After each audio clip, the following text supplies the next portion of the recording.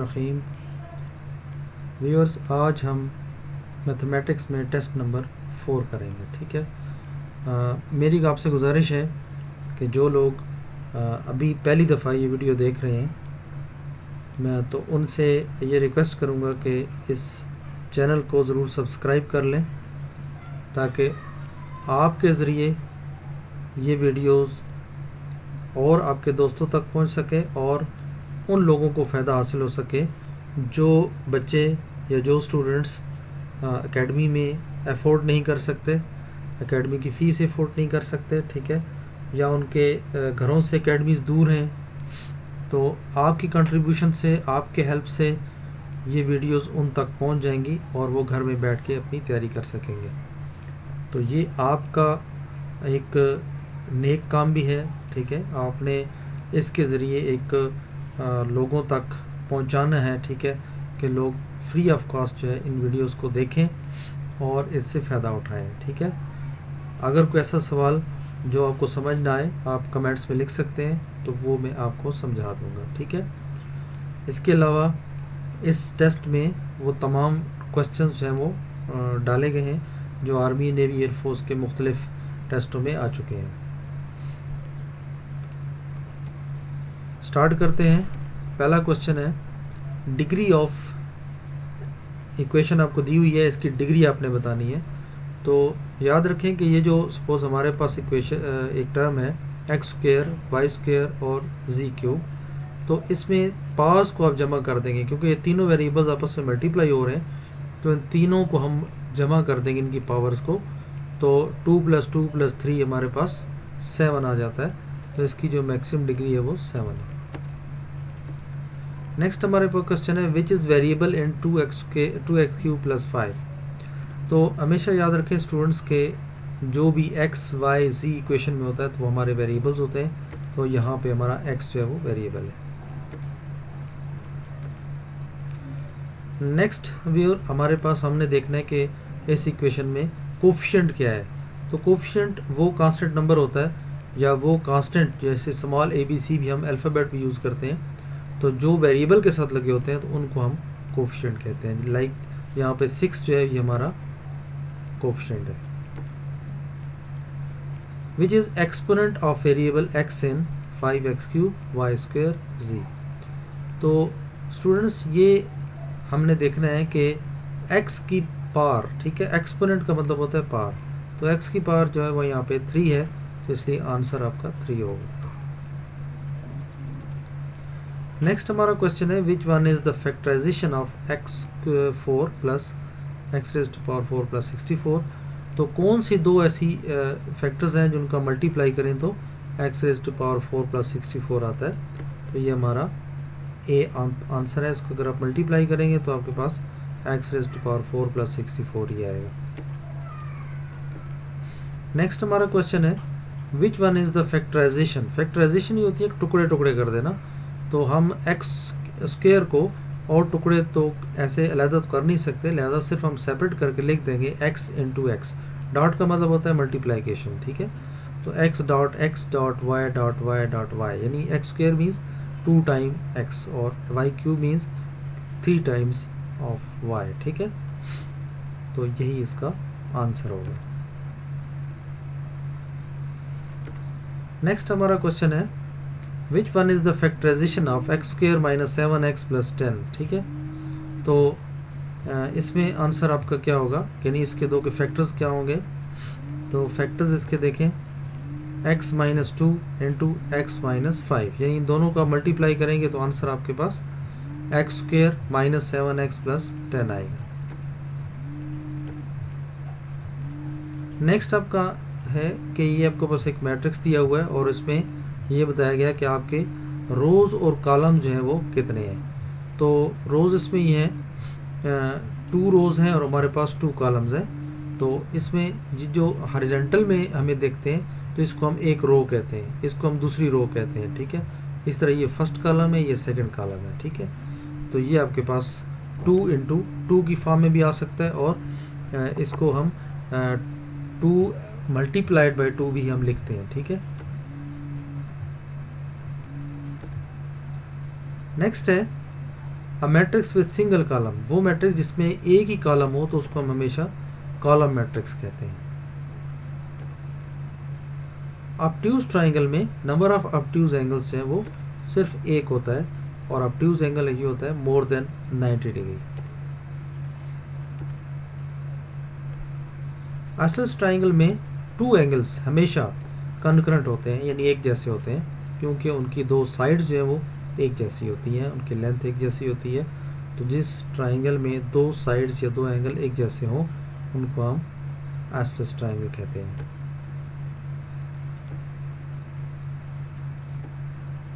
Next है if three altitudes of the triangle are concurrent so triangle is, जिसमें तीनों altitudes वो triangle में कनकरेंट हो तो वो ट्राइंगल भी क्या कहलाती है, इक्विलेटरल ट्राइंगल।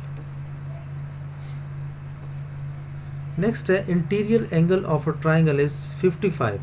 अगर आपका एक एंगल 55 है तो एक्सटीरियर कितना होगा, तो एक ट्राइंगल के अंदर अगर 55 आपका इंटीरियर एंगल है तो हम इसको 180 से माइनस करते हैं, तो 180 से जब आप 55 माइनस करेंगे तो आपका आंसर 125 आएगा। इसके बाद आपके पास देखें 5, 12 और 13 ये लेंथ है किसकी, तो हमेशा याद रखें कि आइसोसेलेस ट्राइंगल में अगर दो नंबर सेम होते तो हम कहते हैं ये आइसोसेलेस ट्राइंगल है, क्योंकि दो साइड्स बराबर होती हैं। इक्विलेटरल हम इसलिए नहीं कह सकते कि उसमें तीनों साइड्स की लेंथ इक्वल होती है, नंबर भी इक्वल होते, तो इसलिए ये जो तीन नंबर है ये डिफरेंट है, इसलिए हम इसको राइट एंगल ट्राइंगल जो है वो कह सकते हैं। नेक्स्ट है bisector of rays of triangle. Bisector of rays of triangle वो हमेशा क्या होते हैं, कनकरेंट होते हैं। नेक्स्ट है factors of x square plus 2x minus 15। तो कौन से दो फैक्टर हैं जिनको मल्टीप्लाई करने से ये जवाब आता है, तो वो है x plus 5 into x minus 3। Next है कि इस इक्वेशन में कॉमन क्या चीज़ है, तो हमें नज़र आ रहा है कि एक टर्म में 27 है, दूसरे में भी 27 है, तो एटलीस्ट 27 जो हम दोनों में कॉमन जो है ले सकते हैं। नेक्स्ट हमारा क्वेश्चन है कि इसमें कॉमन क्या है।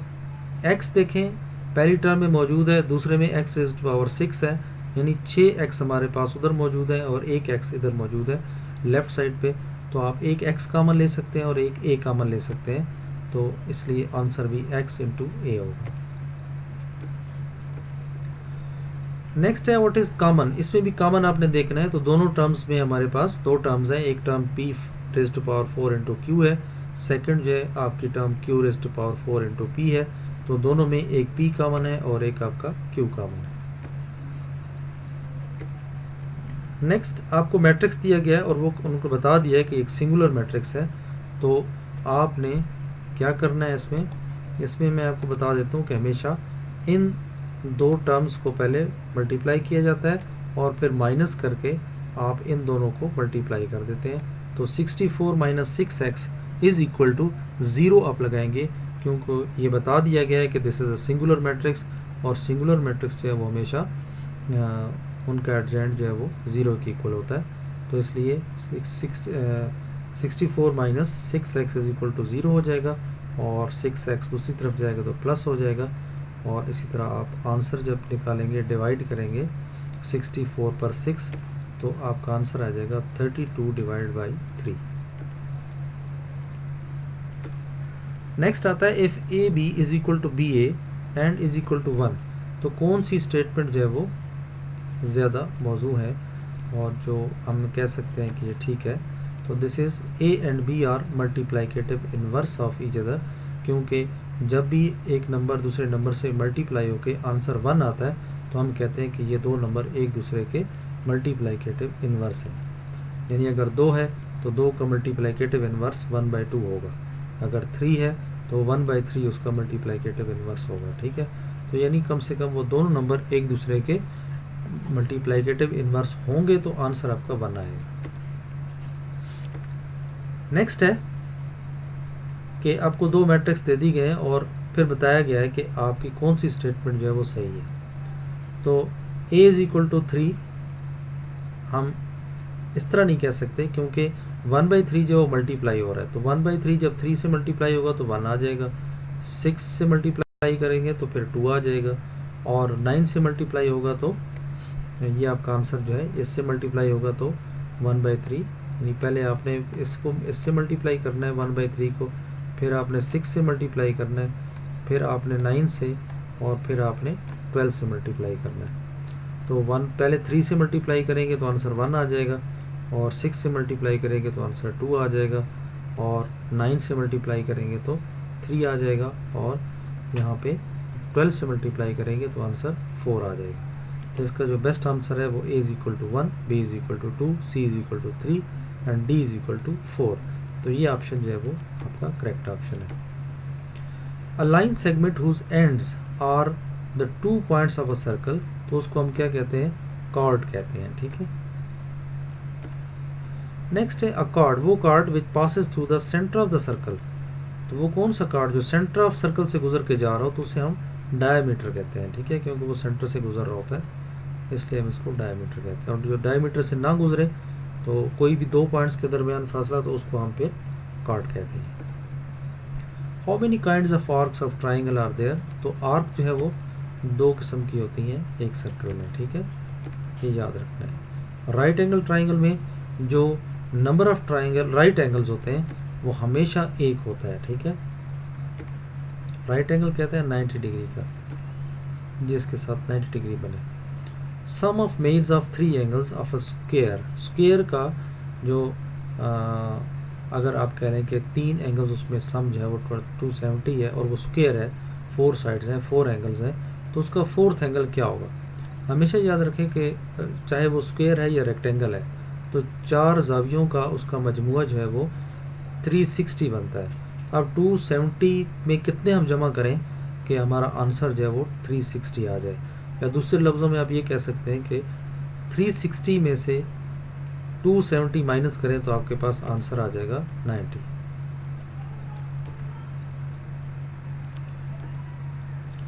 नेक्स्ट है सप्लीमेंट, सप्लीमेंट कहते हैं कौन से कोई भी एंगल्स का मजमुआ, 2 एंगल्स का मजमुआ अगर हमारा 180 हो जाए तो उसे हम सप्लीमेंट कहते हैं। और कम्प्लीमेंट्री हम कहते हैं कि अगर 2 एंगल का मजमुआ हमारा 90 हो जाए तो हम उसे कम्प्लीमेंट्री एंगल्स कहते हैं। तो यहाँ पे 70 में हम कितने जमा करें जो 180 आ जाए, तो उसमें हम 110 जमा करें तो हमारे पास 180 बनते हैं।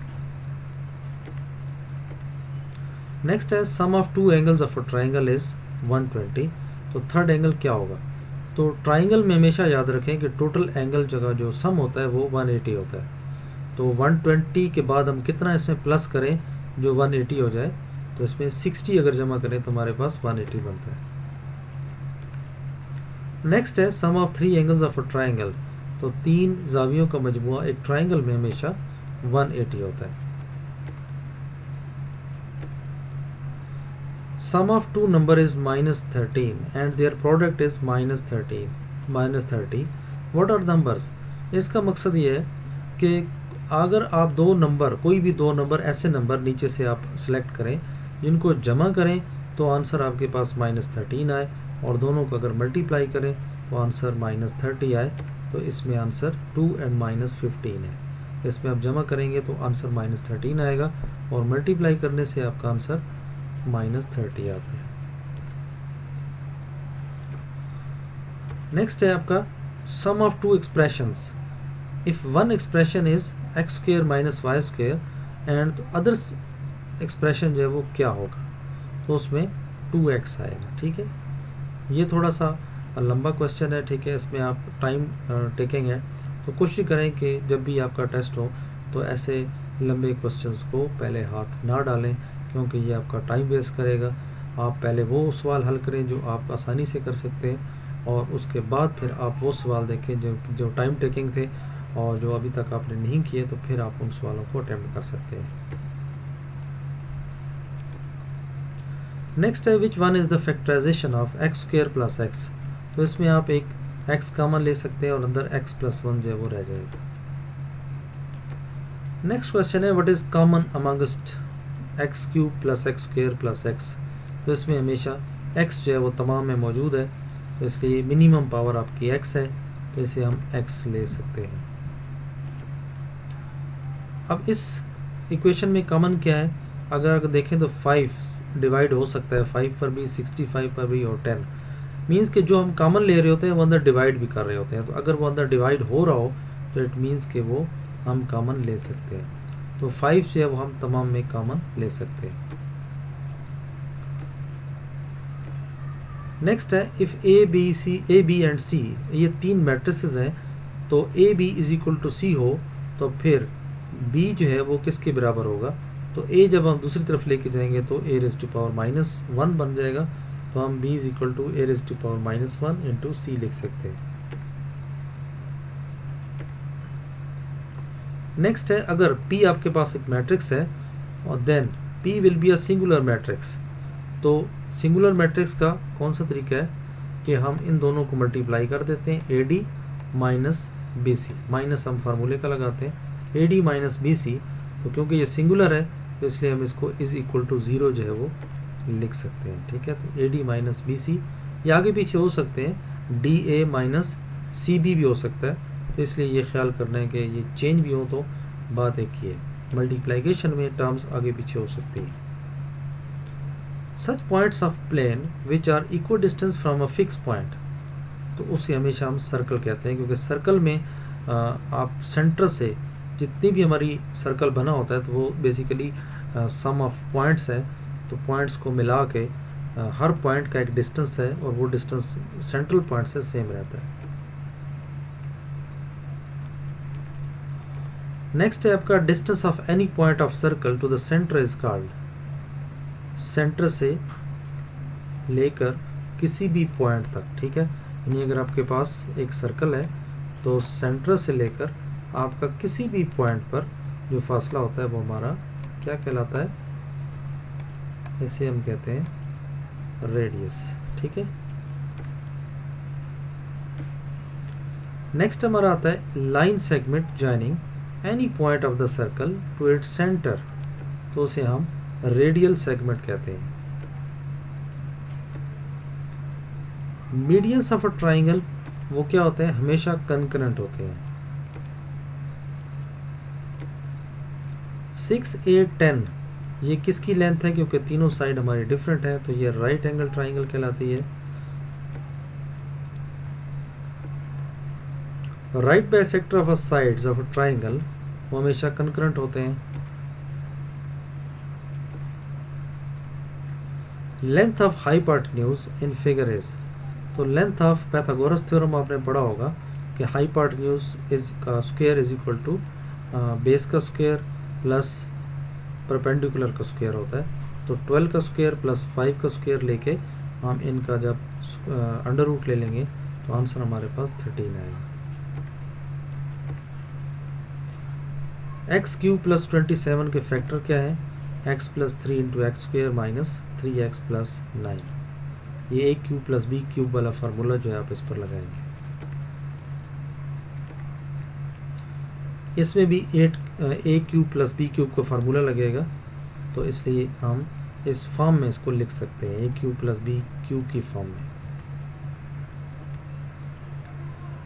4y स्क्वायर माइनस 9 के फैक्टर्स हम किस तरह बना सकते हैं, 2y प्लस 3 और 2y माइनस 3, क्योंकि ये ए स्क्वायर माइनस बी स्क्वायर की फॉर्म में लिखा जा सकता है और फिर इसको हम ए plus B into A minus B की फॉर्म में लिख सकते हैं।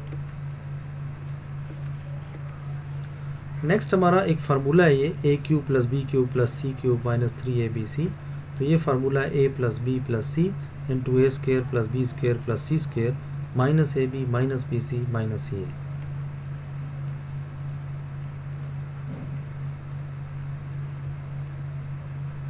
नेक्स्ट व्यूअर्स हमारे पास वही A plus B into A minus B वाला सवाल है, तो अब उसका फार्मूला जो है A square minus B square होता है। अब क्योंकि यहाँ पे पावर है तो वो 4 हो जाएगी, a4 minus b raise to power 4। तो व्यूअर्स ये था आज हमारा मैथमेटिक्स का लेसन। थोड़ा सा सवाल क्वेश्चन इसमें ज़्यादा हो गए थे, लेकिन उम्मीद है आपको सारे समझ आ गए होंगे। फिर भी अगर कोई सवाल आप समझ नहीं आया तो आप इसको कैलकुलेट कर सकते हैं। अभी से आप कैलकुलेशन करेंगे तो आपको अच्छा समझ आएगा, ठीक है, बाद में याद भी रहेंगे। इसी किस्म के सवाल होते हैं और अगर ज़्यादा ज़्यादा वो टर्म्स चेंज कर देंगे, नंबर चेंज कर देंगे, लेकिन मेथड यही रहता है। तो आपसे गुजारिश है कि फिर अगर आपने अभी तक सब्सक्राइब नहीं किया तो इस चैनल को ज़रूर सब्सक्राइब कर लें और अपने दोस्तों तक भी शेयर कर लें। बहुत शुक्रिया।